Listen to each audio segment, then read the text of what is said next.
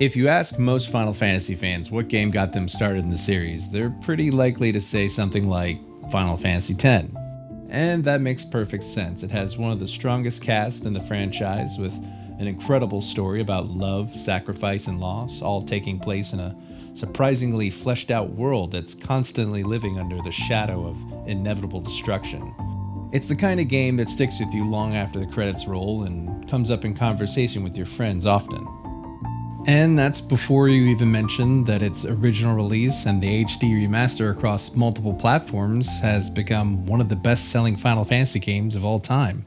So, whenever someone asks me if Final Fantasy X was my first Final Fantasy, I look them head on, and with tears welling in my eyes, I tell them, No.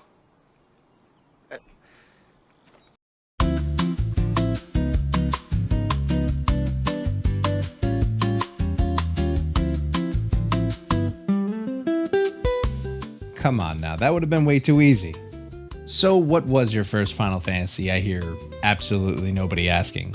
Surely it had to be one of the legendary PlayStation classics, you know, the games that brought the whole series into 3D with unforgettable stories, cinematic cutscenes, and revolutionary combat? No. Well then, maybe it was one of the beloved Super Nintendo masterpieces that helped define what 2D JRPGs would be for decades to come. Nope. Need another hint? Okay, it wasn't a numbered title, and it wasn't exactly loved by the critics.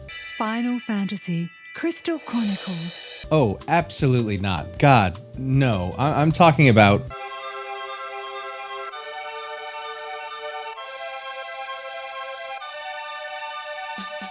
Final Fantasy Mystic Quest, aka nobody's favorite.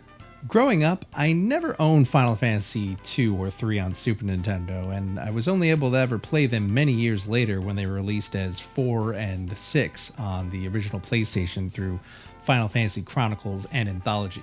And while we're talking about ports of those games, huge shout out to the Nintendo DS remake of Final Fantasy IV. Seriously, it's still one of my favorite games in the series and a testament to how great the original DS RPG library was and is. Now, at the time, the mainline Final Fantasy games were known for dramatic storytelling, memorable characters, and worlds filled with political intrigue, betrayal, and existential dread. But out of the gate, you can tell that Mystic Quest is a different animal that hardly takes itself or its story very seriously, with its goofy dialogue and its even goofier characters. It's almost like somebody made a parody of a Final Fantasy game and then accidentally released it as an official game. And you know what? 7-year-old me ate that right up. Every terrible joke landed, every cheesy one-liner was comedy gold, pure, unadulterated 90s kid humor. Righteous! Bossa Nova! What? Yeah? Bossa Nova? Chevy Nova? Oh. Now, that doesn't mean that this game is perfect. In fact, it's far from it. While recording this, I was reminded that when I was a kid and I had played it, I was absolutely demolished by the very first enemy in the game. Not because it was some impossible boss, but because my character kept missing. Over and over and over. Mystic Quest isn't really a difficult RPG, it's just weirdly imbalanced at times. Your attacks will miss constantly, enemies can hack away a third of your health with a single hit, and battles feel less like strategy and more like rolling the dice until the game finally decides it's your turn to win. I'm no stranger to grinding levels in RPGs. If a game tells me I need to spend a few hours beating up slimes before I'm able to overcome an obstacle, I do so because I know that's part of the progression. But that progress should at least feel a little enjoyable. The difficulty in Mystic Quest doesn't really come from clever enemy design or interesting mechanics, it comes from randomness. And randomness isn't the same thing as challenge. But for all its faults, there was always something about this game that charmed me. The most notable of which being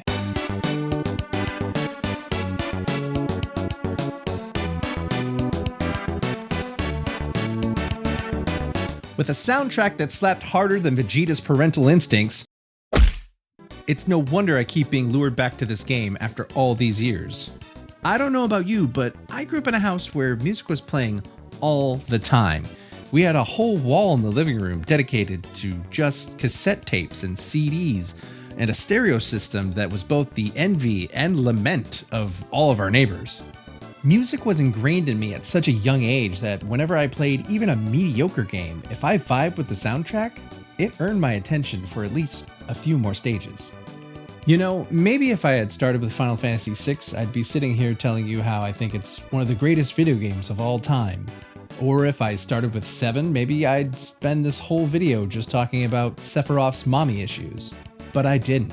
I started with Mystic Quest, and now anytime I read a blog criticizing it or a scathing review on it, I can't help but laugh a little bit knowing that the worst game in the whole series was the one that made me fall in love with Final Fantasy.